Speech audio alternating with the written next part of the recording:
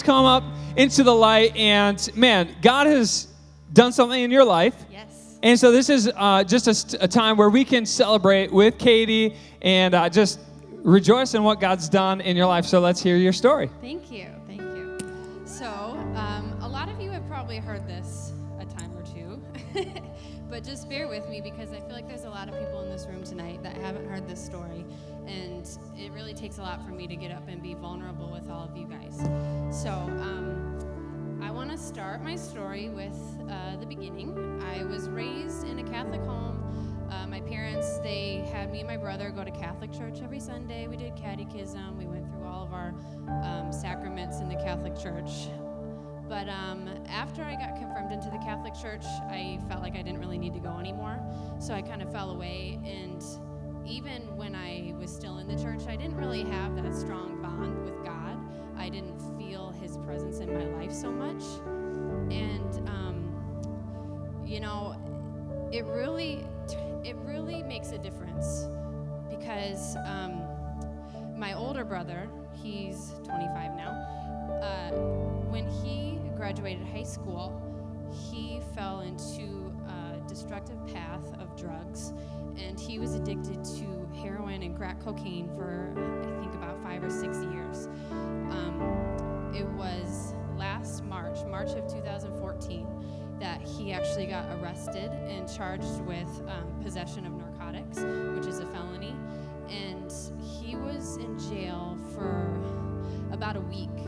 And it didn't really strike me as much because he had been to jail so many times before, because he's an addict and he did a lot of, hurtful things to people. And he was in jail for about a week, and I got invited to this place called Momentum. And I came here not really expecting a whole lot. I came here because I was seeing Maddie Montgomery, who is the vocalist of a metal band that I had always listened to. He was speaking here. So I came here to just check it out, and I didn't really have big expectations in my heart. But I left here changed after that night. And it took me a couple weeks to come back, but I think it was like 1 or 2 weeks later, Alex, who's now my boyfriend, brought me back. And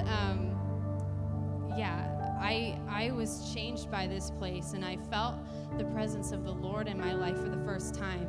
So while my brother was still in jail, I did something that I had never done before, and I prayed for him. And that was March of 2014, and it's now October of 2015, and he hasn't done a single drug since then.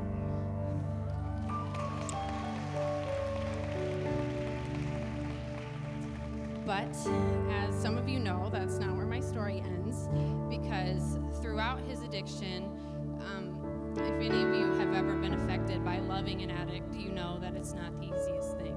And in trying to gain control over his situation, I found myself in a place of destruction. And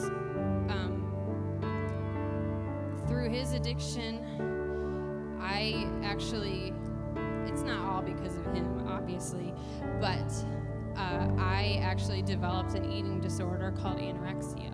And with that eating disorder, I thought that I had control of something, finally. By being able to starve myself, I had something that I could put my hand on and say, I have control over this, and I can do this and handle this, and it's fine. But it wasn't fine. And it took me about 6 or 8 months to realize what I was doing to myself after I had already become a Christian. I looked at myself in the mirror one day, and I just saw that I was sick and I wasn't okay, and that, I didn't have the control that I thought that I had. And so that day, I decided that I may be Christian and, my life is supposed to be perfect and all that. Why am I not okay? And I realized that at that moment I had to give it to God, because I had been trying for so long to control it myself and to say that I'm fine and that nothing's wrong. But that day I realized that I wasn't, and that the only person that could make me okay is God. So I surrendered to that situation to him, and now I've actually gained 30 pounds since.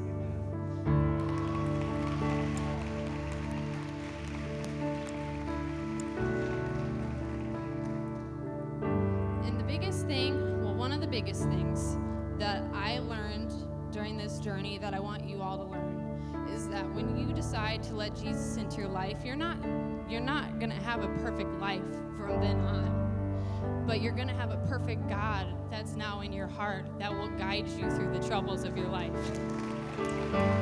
Thank you. That's good. That's a good word, Katie. Thanks so much.